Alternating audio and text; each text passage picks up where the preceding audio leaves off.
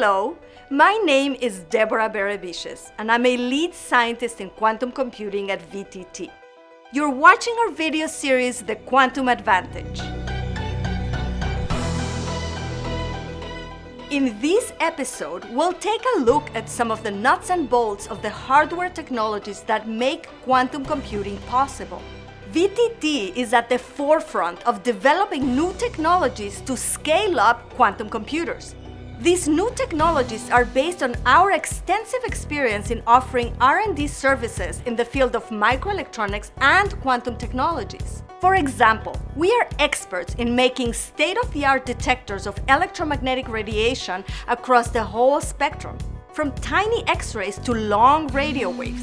These detectors can be used in many ways, like medical devices to improve our health, or securing the skies in the era of drones. We also make the building blocks of quantum computers, and that's what I want to share with you today. We'll start by looking at a SQUID, which, despite its amusing name, is a serious piece of technology. Let's learn more about it. The tiny chip I'm holding between my fingers contains superconducting quantum interference devices, or SQUIDs for short.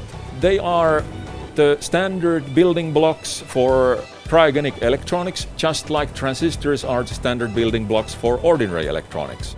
The SQUIDs are constructed out of two so-called Josephson junctions, just like transistors are built out of semiconductor junctions. We here at VTT have been developing, manufacturing and researching SQUIDs for many decades. So what does a SQUID do? For one thing, it is a very sensitive detector of magnetic fields. A SQUID can measure a field that is trillion times smaller, that is million times smaller than the magnetic field generated by a refrigerator magnet. This great sensitivity of SQUIDs to magnetic fields makes it an exquisite sensor. It can measure the neural activity of the brain, help prospect for oil deposits, and even detect gravitational waves. Yet another use for SQUIDs is to make qubits. By carefully combining the SQUID with additional electronic components, it's possible to map the quantum states of the qubit to different energy levels of the SQUID.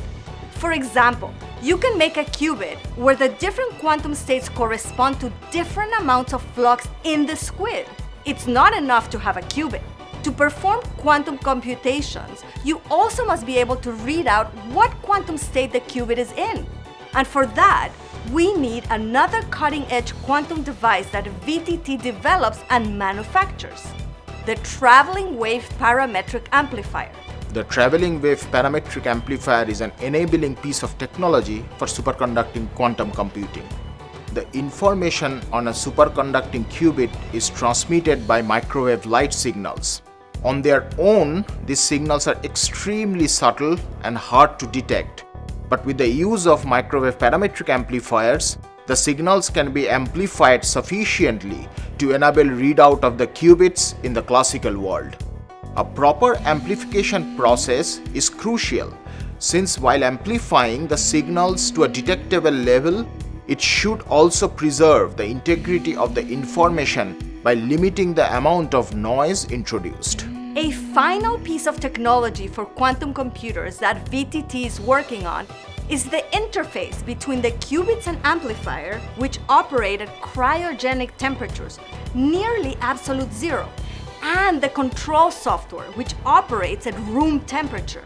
This is a big temperature difference, about 300 degrees Celsius, which can easily degrade the performance of large quantum computers. To overcome this challenge, VTT is working on a scalable concept of optical communication, including superconducting single photon detectors and superconducting multiplexing logic in a package to improve the efficiency of the qubit control and readout. I hope you've enjoyed the tour of the building blocks of quantum computers. Thank you for watching this episode of The Quantum Advantage. Make sure you click below to follow us, and see you next time!